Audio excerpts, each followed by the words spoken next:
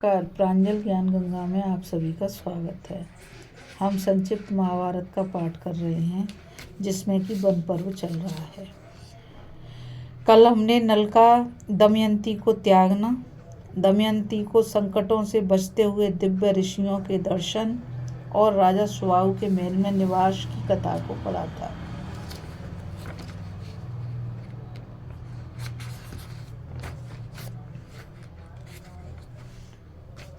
आज हम राजा नल का रूप बदलना, ऋतुपर्ण के यहाँ सारथी होना, भीमक के द्वारा नल दमयंती की खोज और दमयंती का मिलना की कथा को पढ़ेंगे, जो कि इस प्रकार है। तो चलिए कथा शुरू करते हैं। बृहदश्व जी ने कहा, युधिष्ठिर, जिस समय राजा नल दमयंती को सोती छोड़कर आगे बढ़े, उस समय वन में दावाग्नि लग रही थी। नल कुछ छिटक गए। उनके कानों में आवाज आई, राजा नल, शीघ्र दौड़ो, मुझे बचाओ। नल ने कहा, डरो मत। वे दौड़कर दावानल में घुस गए और देखा कि नागराज काक्रोटक कुंडली बांधकर खड़ा हुआ है। उसने हाथ जोड़कर नल से कहा, राजन, मैं कारकोटक नाम का सर्प हूँ। मैंने तेजस्वी ऋषि नारद को धोखा दिया था। उन्होंने शाप दिया कि जब तक राजा नल तुम्हें न उठावे तब तक यहीं पड़ा रहे। उनके उठाने पर तू शाप से छूट जाएगा। उनके शाप के कारण मैं यहाँ से एक पग भी हट बढ़ नहीं सकता। तुम शाप से मेरी रक्षा करो। मैं तुम्हें हित की बात बताऊंगा और तुम्हारा मित्र बनूंगा। मेरे भार से डरो मत। मैं अभी हल्का हो जाता हूँ। वह अंगूठे के बराबर हो गया। नल उसे उठाकर दावानल से बाहर ले आए। काक्रोटक ने कहा, राजन, तुम अभी मुझे पृथ्वी पर न डालो। कुछ पग तक गिनती करते हुए चलो। राजा नल ने ज्यों ही पृथ्वी पर 10वां पग डाला और कहा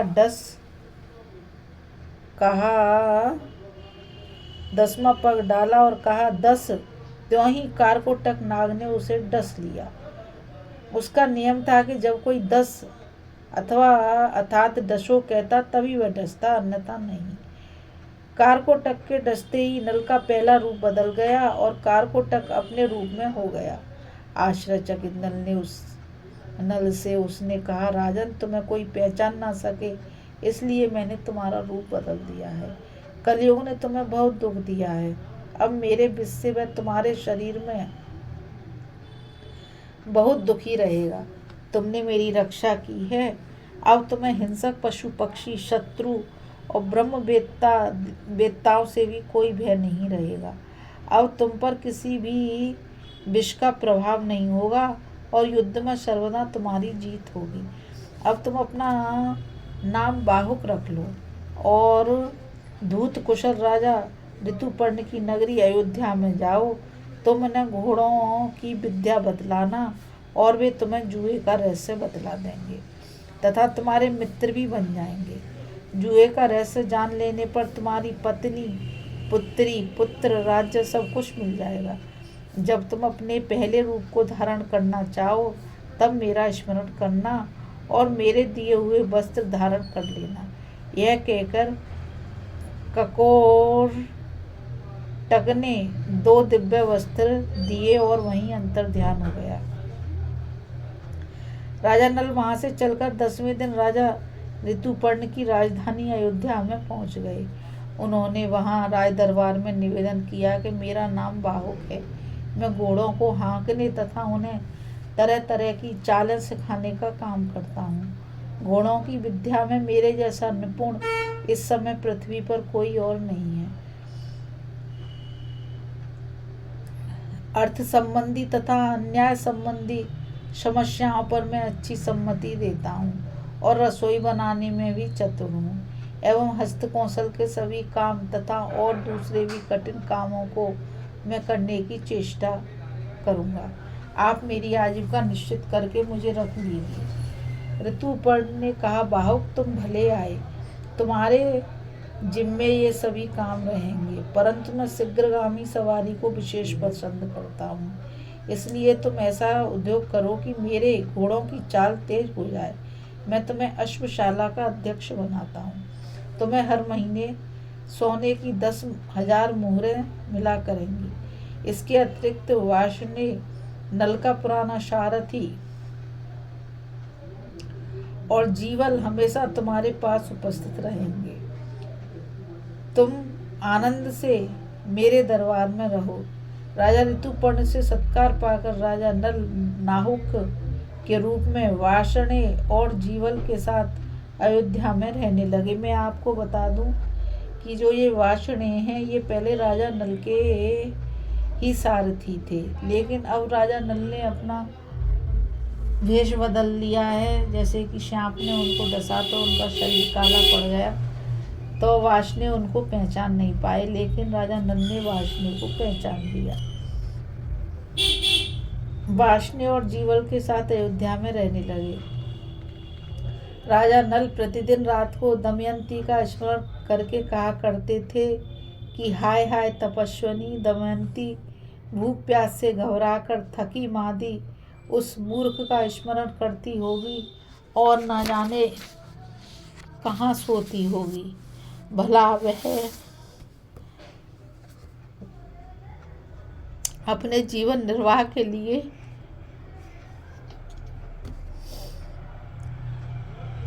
किसके पास जाती होगी। इसी प्रकार वे अनेकों बातें सोचते और इस प्रकार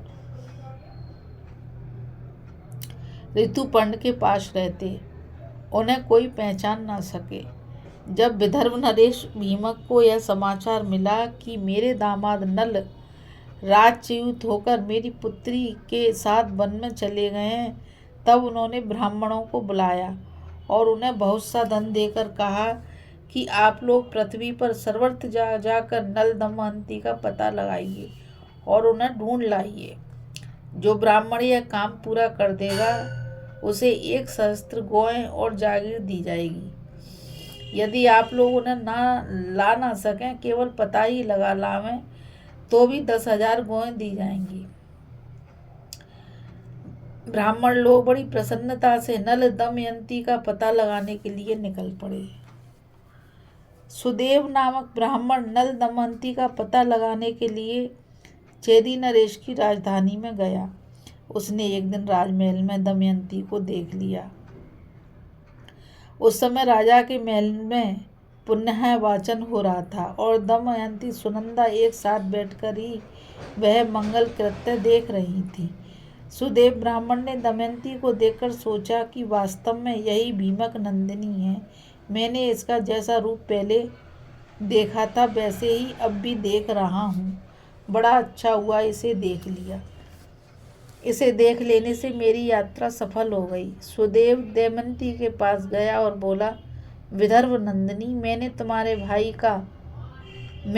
भाई का मित्र सुदेव ब्राह्मण हूँ। राजा भीमक की आज्ञा से तुम्हें ढूंढने के लिए यहाँ आया हूँ। तुम्हारे माता पिता और भाई शानंद हैं। तुम्हारे दोनों बच्चे भी विदर्भ देश में सकुशल हैं। तुम्हारे बिछो से सभी कुटुंबी प्राणहीन से हो रहे हैं और तुम्हें ढूंढने के लिए सैकड़ों ब्राह्मण पृथ्वी पर घूम रहे हैं। दमयंती ने ब्राह्मण को पहचान लिया। वह क्रम क्रम से सबका कुशल मंगल पूछने लगी और पूछते ही पूछते रो पड़ी।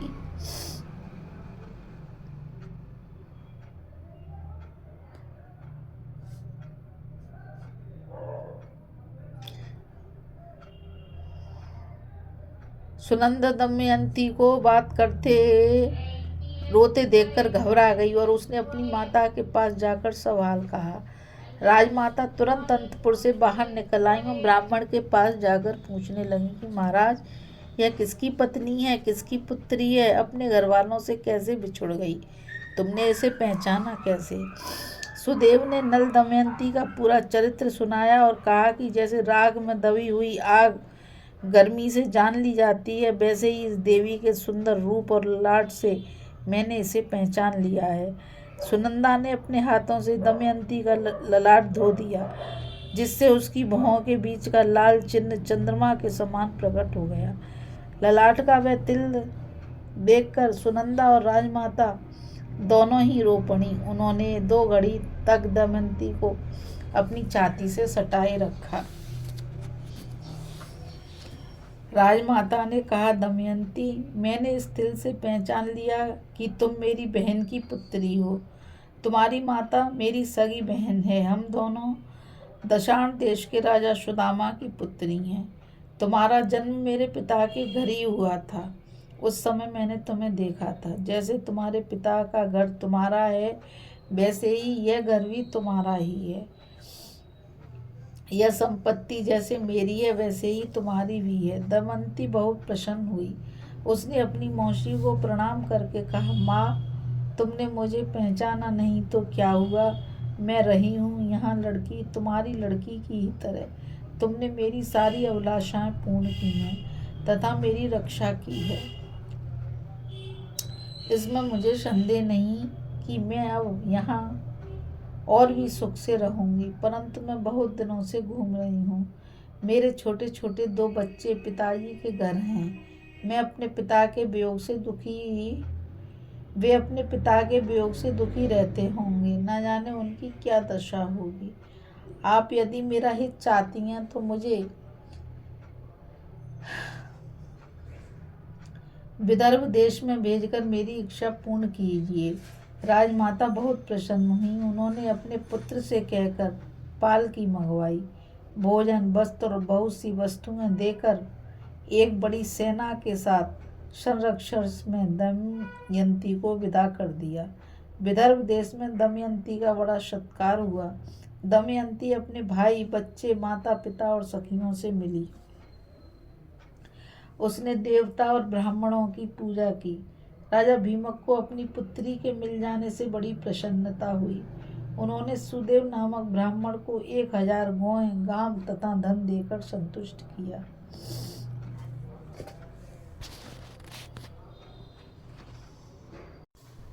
अभी हम कथा में राजा नल का रूप बदलना और दमयंती का मिलना की कथा को पढ़ रहे थे।